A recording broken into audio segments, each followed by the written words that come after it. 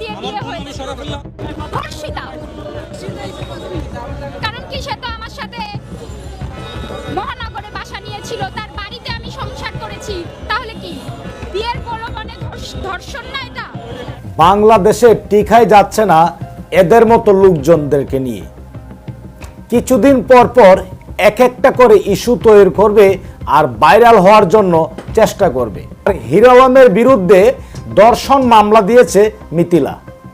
যেই মিথিলা 2 দিন আগেও হিরো আলমের সাথে হিরো আলমকে বগুড়া থেকে ঢাকা নিয়ে আসলো, তারপর কক্সবাজার গেল। আজকে সে সংবাদ সম্মেলন করে ধর্ষণ মামলা করেছে এবং তার বিচার চাচ্ছে। হিরো আলম সেই মিথিলাকে হুজুর দিয়ে বিয়ে করেছেন আর বিয়ের প্রলোভন দেখিয়ে তাকে ধর্ষণ করা হয়েছে। এটা হচ্ছে মিথিলার বক্তব্য। যখন তার সাথে রাত কাটিয়েছ মিথিলা, তখন কি তোমার শরম ছিল না? তখন তো কোনো মিডিয়া লাগে নাই, তখন কোনো সাংবাদিক লাগে নাই, তখন কোনো সংবাদ সম্মেলন করতে হয় নাই। তাকে দিনের পর দিন দর্শন করেছে।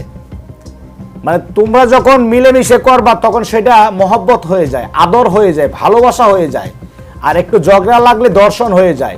নাটক শুরু করছো, এখন মিডিয়ার সামনে এসে নাটক শুরু করছো।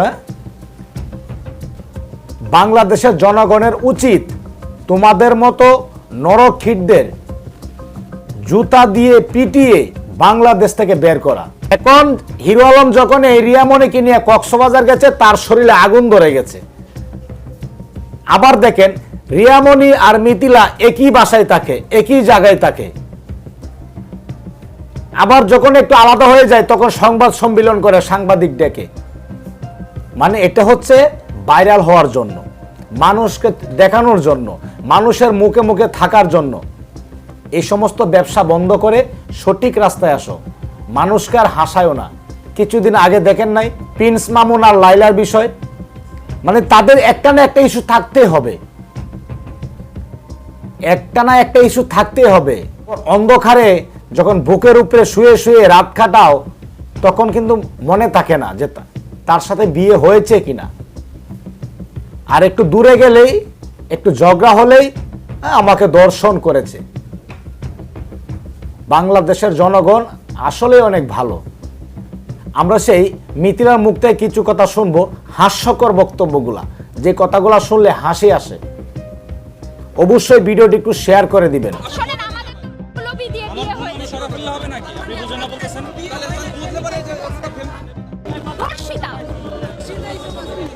কারণ কি, সে তো আমার সাথে মহানগরে বাসা নিয়েছিল, তার বাড়িতে আমি সংসার করেছি। তাহলে কি বিয়ের প্রলোভনে ধর্ষণ না এটা?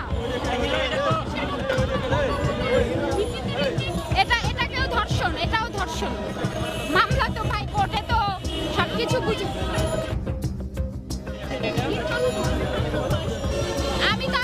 আমি তো মিথ্যা কথা বলিনি আপু।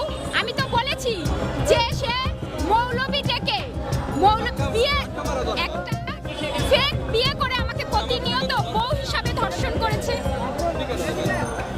আমি মামলাটা এভাবে করেছি, আমি কোনো মিথ্যা মামলা করিনি।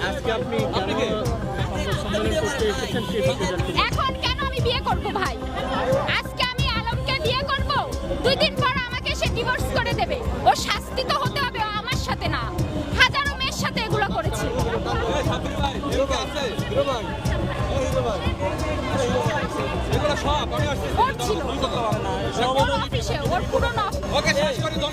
এখন ওর আসল রূপটা বেরিয়ে এসেছে, আসল রূপটা বেরিয়ে এসেছে। পুরো নাটক ভাই।